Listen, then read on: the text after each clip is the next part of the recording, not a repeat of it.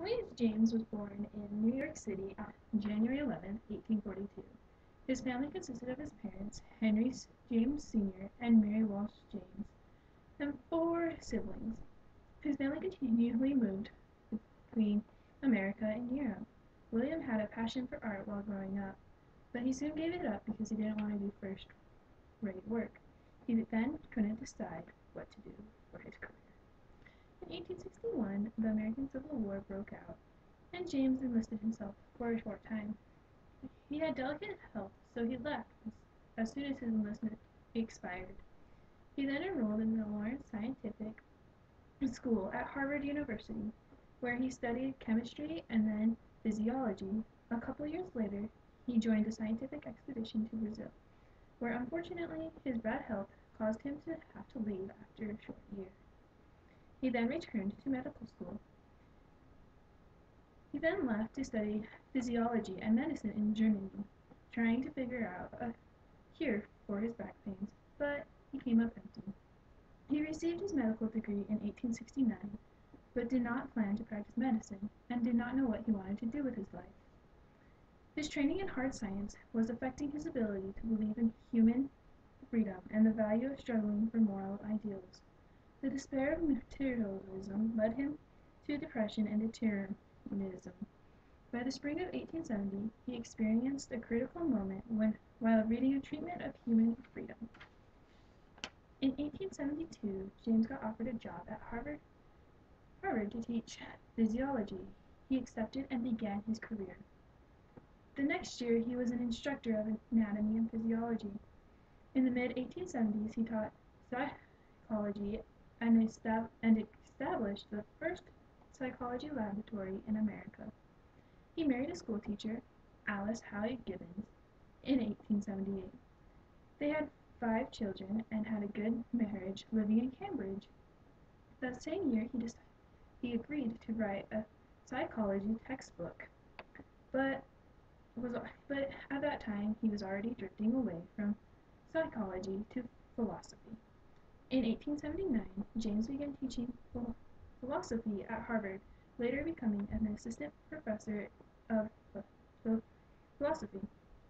William James had many articles, books, and talks published. His first article was The Sentiment of Rationality.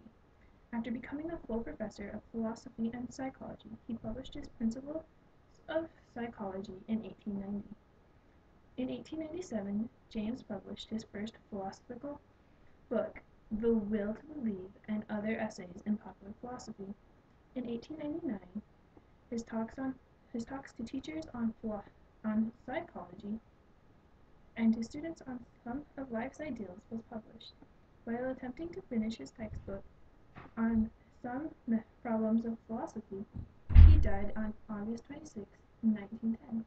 His son edited and published it in 1911. After he died, many more of his works were published, including his essays in radical empiricism and his collected essays and reviews and the letters of William James. Now that you know a little bit about William James's life, you may have a better understanding of his ideas and influence on the world. William James observed that we have 2 cognitive desires.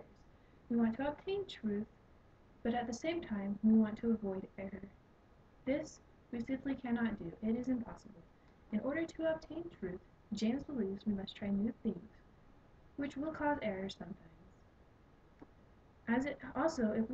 If all we are worried about is being perfect, we can never try new things. The more strenuous we are in searching for truth, the more likely we are to let in errors. This has been very influential on education in our world today. Many scientists have found new truths. During this, they have made many errors.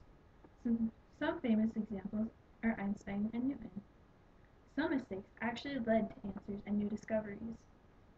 In 1907, chemist Leo Hendrik Birkeland thought he would try and find an alternative to shellac, which was an insulation in electronics that was costly and not found very many places.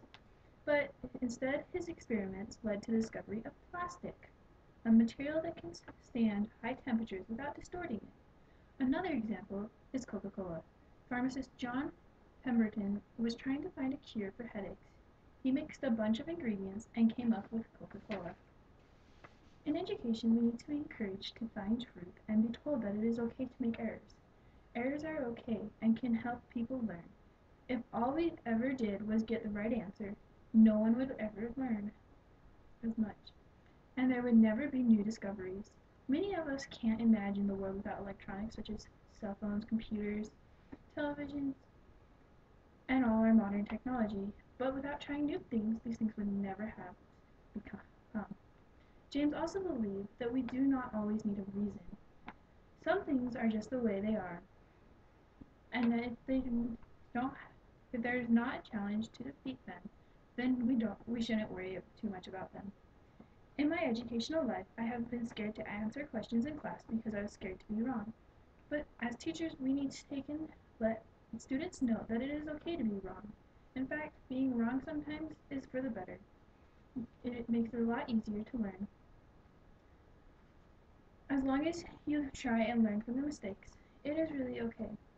Another thing I have learned is that even if it seems like a mistake many times, it may just be a new way to do it. In many things, you don't have to do it one way because there are many ways that you may accomplish it.